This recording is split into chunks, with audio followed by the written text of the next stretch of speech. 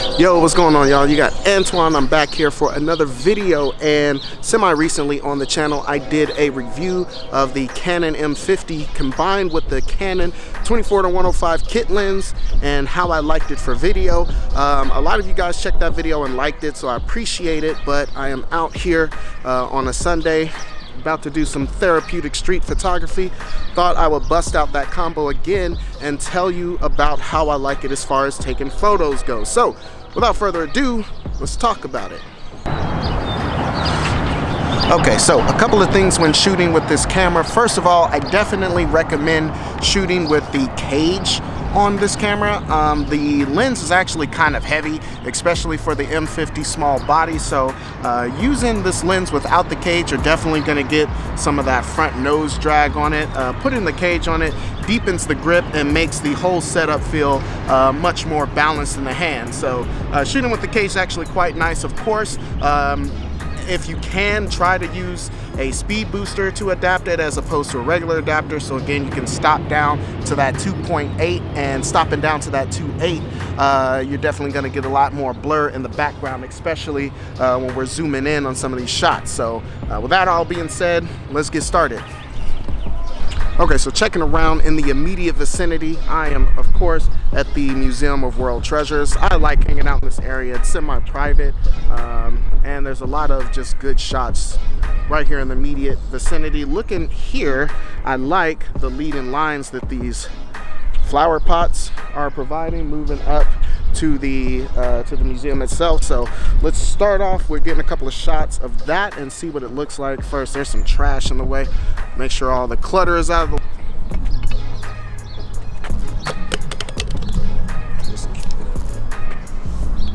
Forget kicking it, I'm just gonna throw it away.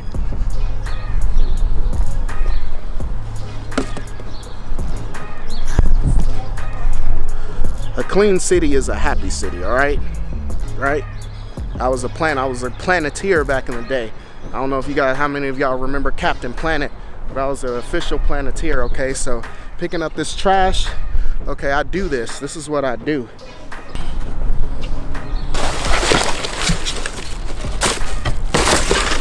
Go on and mash that down. Okay, now that I got some of the stuff out of the way, now let's try to get this shot.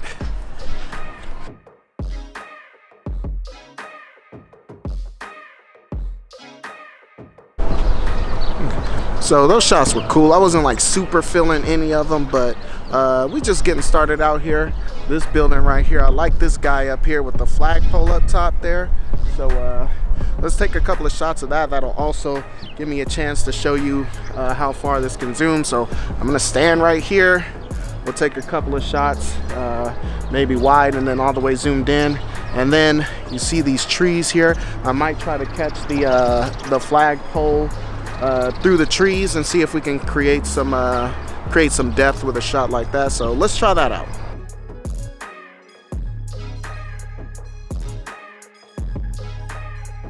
All right, so looking at the shot so far, not bad. So far, so good. Nothing serious yet, but again, I just find taking photos just to be therapeutic, like just walking around, taking some shots. Let's try to take some cooler photos though.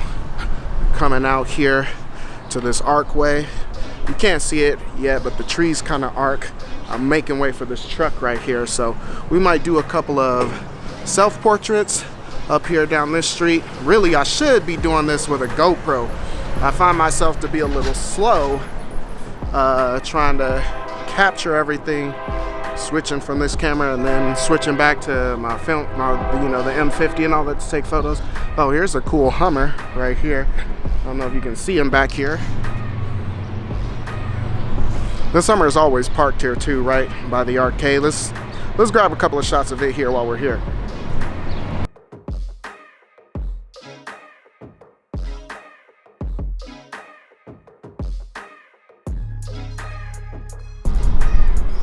Okay, so let's talk autofocus real quick. So autofocus is gonna do what it do. If you saw the video where I was reviewing the lens for video, the dual pixel autofocus kept up real nicely with it in video, and photo is no different. I would say it's probably even faster with the autofocus in photos, so there's no issues there.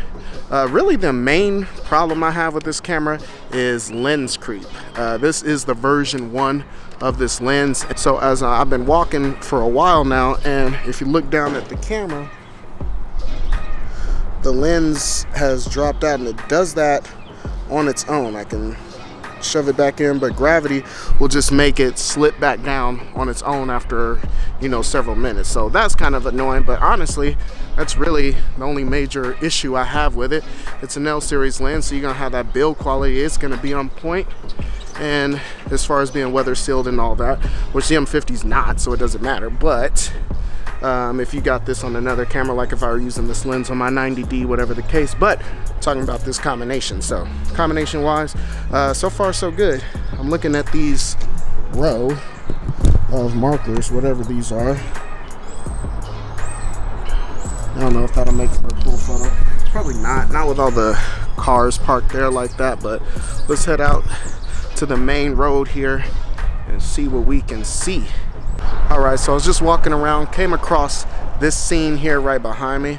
Let's kind of run down. I thought it looked pretty cool, so actually I think I'm gonna put this camera on this mini tripod that I'm using, and we'll see if we can take some self-portraits via the Canon Connect app. So let's switch that, see what we get.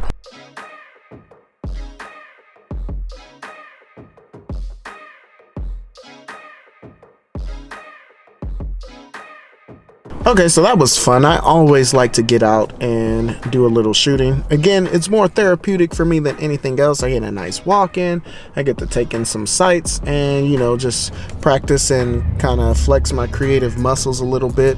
But let's head back to the studio and we'll talk about some closing thoughts. Okay, so in closing, should you buy the Canon 24-105 for photo if you're using the M50? The answer is absolutely, and here's why. Personally, I think that the Canon EF-M mount is a dead mount. Canon has all but announced that they are no longer making lenses for it, and if you own an M50 or any of the M series cameras for that matter, and you plan on having this for any period of time, then it's imperative that you adapt to EF as quickly as possible. EF has a ton of lenses with a ton of different focal lengths at a ton of different prices, so no matter what your budget, you can find something that's going to work for your Canon M50. In the case of the 24-105, especially the Mark I version, you can find this for $400, for between $500 on the high end and anywhere between like $3 to $4 on the low end. That is a fantastic price for what you're getting, especially if you're able to stop down to 2.8. If you use the speed booster, you are getting a fairly fast and very versatile lens. I didn't show much of it in this video because I was walking around, but taking portraits with this, I've done tons of paid work with this camera setup right here, and the shots that I got from the 24-105, absolutely gorgeous in a portrait setting. Another thing I didn't mention in particular about the autofocus is that the Canon M50 does have eye autofocus if you're in one shot, so that's perfect for portraits, and the eye autofocus works great even on this third-party lens. So again, you can get a serious portrait setup for not a lot of money by using this combination. So all in all, I think that's all I got for you guys in this video. Definitely pick this lens up if you have the M50, or if you're looking to adapt lenses, you don't know which one to get first. I would definitely suggest starting with this one. I'll put links in the description below that you can shop around and find one of these for yourself. If you guys like this content, go ahead, let's talk about it in the comment section below. Questions, comments, concerns, threats. What do you guys think about this combo for photo if you've ever used it? Again, if you like this content, subscribe and hit that like button for more. I do believe that's all I got for you. I'm out. Until next time.